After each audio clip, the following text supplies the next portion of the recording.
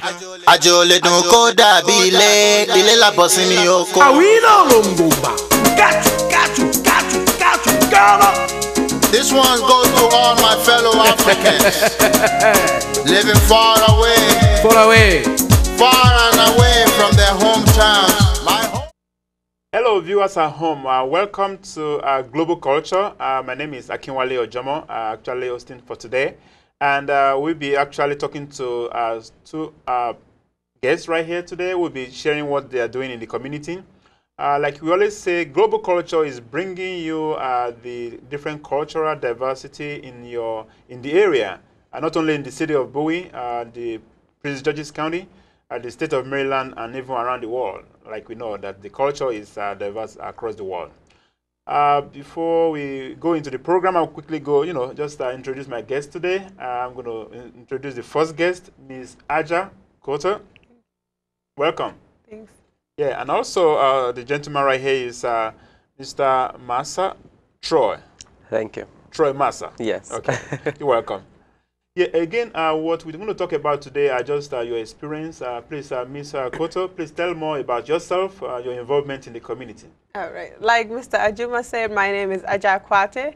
I'm from Senegal. I'm a student at Montgomery College studying international business.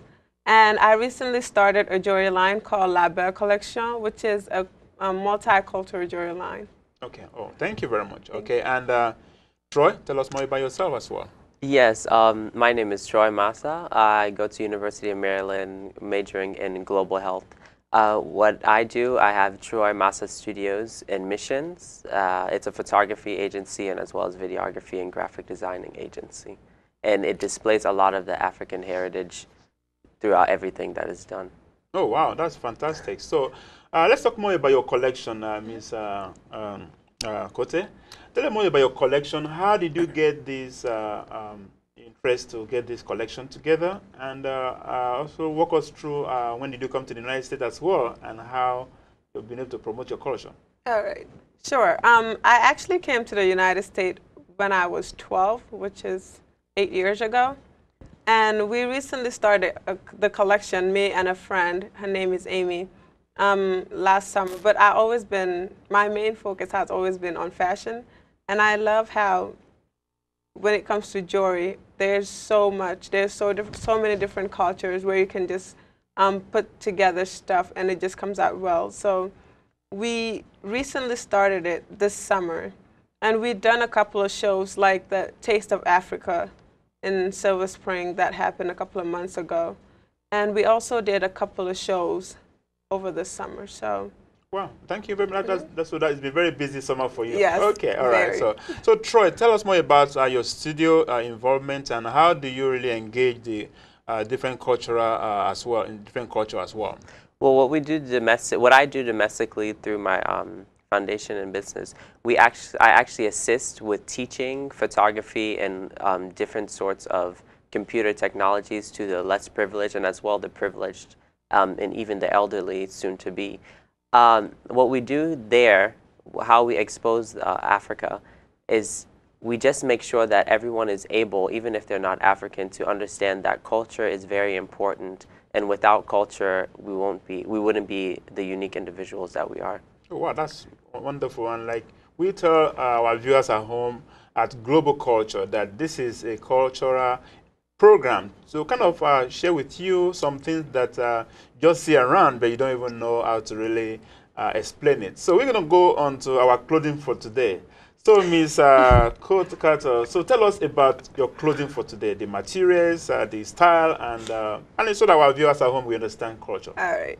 Well, my clothing is from Senegal, West Africa, as I stated before, and usually it's for an evening wear. And the material is called Legos, and usually it's not for big occasions, but small occasions like maybe like an afternoon party at home or a family event.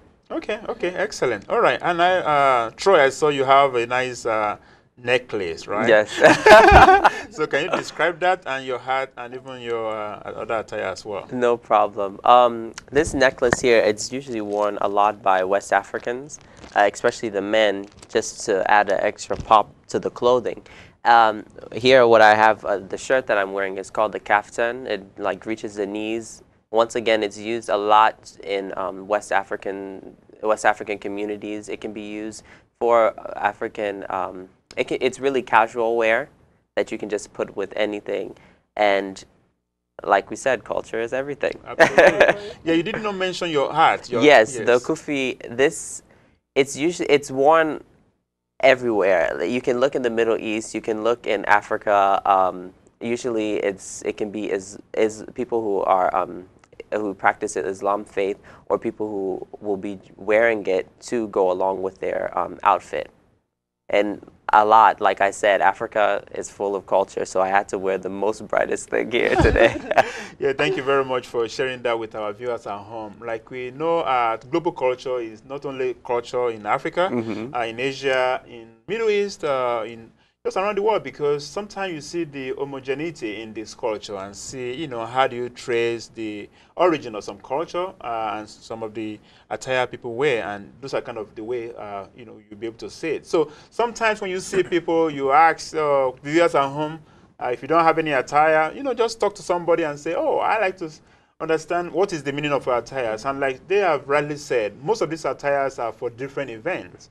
You know, some are for weddings, some are for naming ceremonies, some are for, you know, different activities. So in future programs, we'll be bringing, you know, information even about weddings.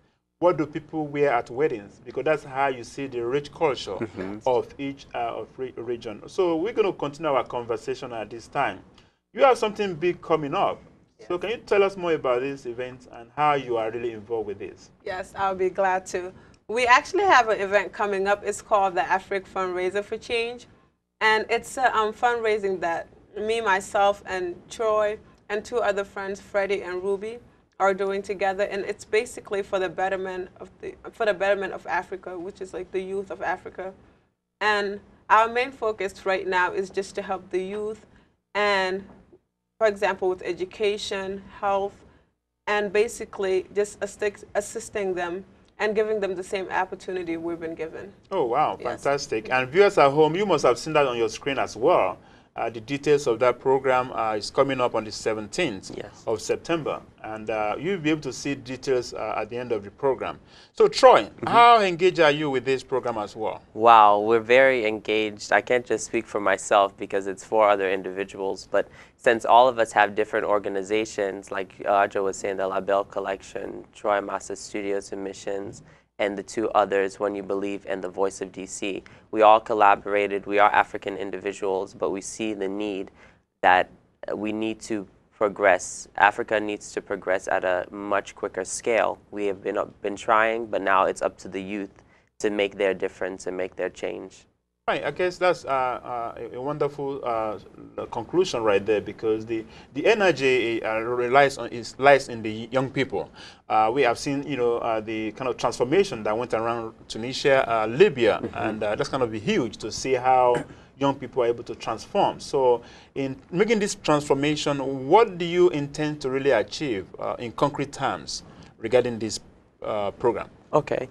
Specifically, what we're trying to do at this point, we're trying to help particular villages in Cote d'Ivoire, Senegal, and Sierra Leone just to start off and hopefully to grow. And even hopefully different organizations or individuals can duplicate what we're doing, because we have no problem with duplication, because that is what our countries need.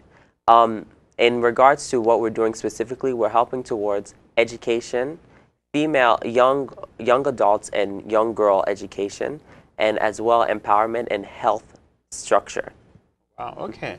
Those are kind of key areas. We're talking about education, talking about healthcare. Those are critical fundamentals in terms of even the achievement of the Millennium Development Goals. So let's go back to culture and see how that fits in. So give us more link about the details of the program. So I'm going to talk to Ms. at this time.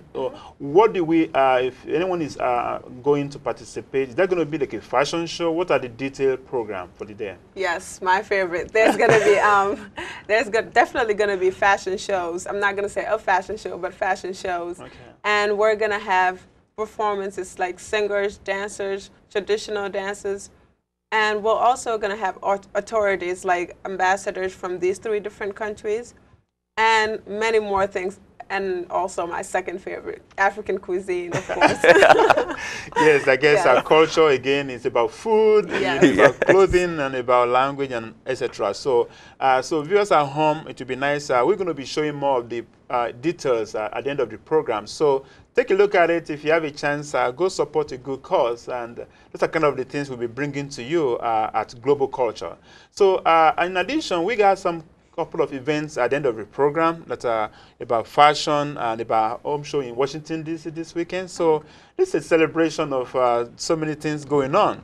So again, viewers at home, we mentioned as well that the September is a proclaimed month for the African continent. So there are numerous programs that we'll be identifying and sharing with you at home at the end of the program. So let's talk more about your program. You came into the United States. Tell us more how you'll be able to navigate your existence right here. Since you came in, you went back to school. How has it been? You've been able to share your culture at the same time you've been able to do your professional call. It took me a couple of years to actually start off because first I was a really shy person. To start off, I came to the country with no English whatsoever. As you guys probably know, Senegal is a French-speaking country. So that was a weakness for me, the language, but I tend to learn over the years. So with the help of the AIRF, which is a nonprofit organization, that helped me boost my confidence. It also helped me to start off, and also having a great family. And since fashion has always been my passion, I worked hard and got to where I am and started my own business, and also became Miss Senegal, Washington, D.C. 2010. Oh, wow. We're going to come back to that later. So, okay, Troy, tell us how are you able to actually, get your way into getting to school and even starting your own studio? How I did that, as I say, it's really faith and my family. The ARF has also helped as well. That's actually how Adjac and I became friends, and then we reconnected after that.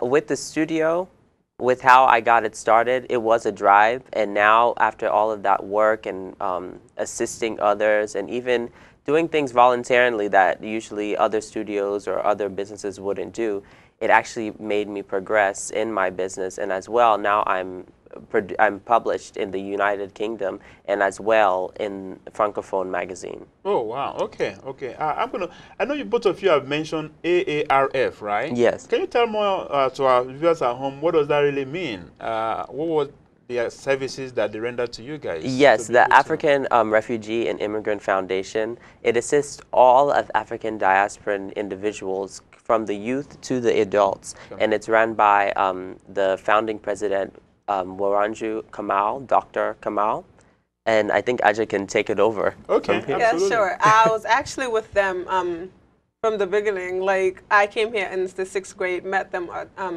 my 8th grade year, and I was the president of the club then. But they have assisted many students, for example, homework-wise, let's say home problems. We talked in clubs. It was like a second family to me. And anytime you would have a problem at school, you could always go back to the club and talk to the president, which is Wanjiru.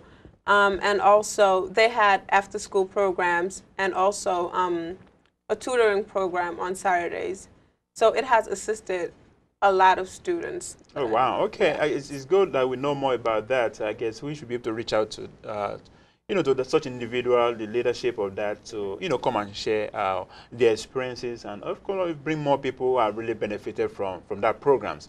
So you mentioned being Miss Senegal in Washington, D.C. So tell us more about that, and how will you be able to use that position to, kind of improve culture?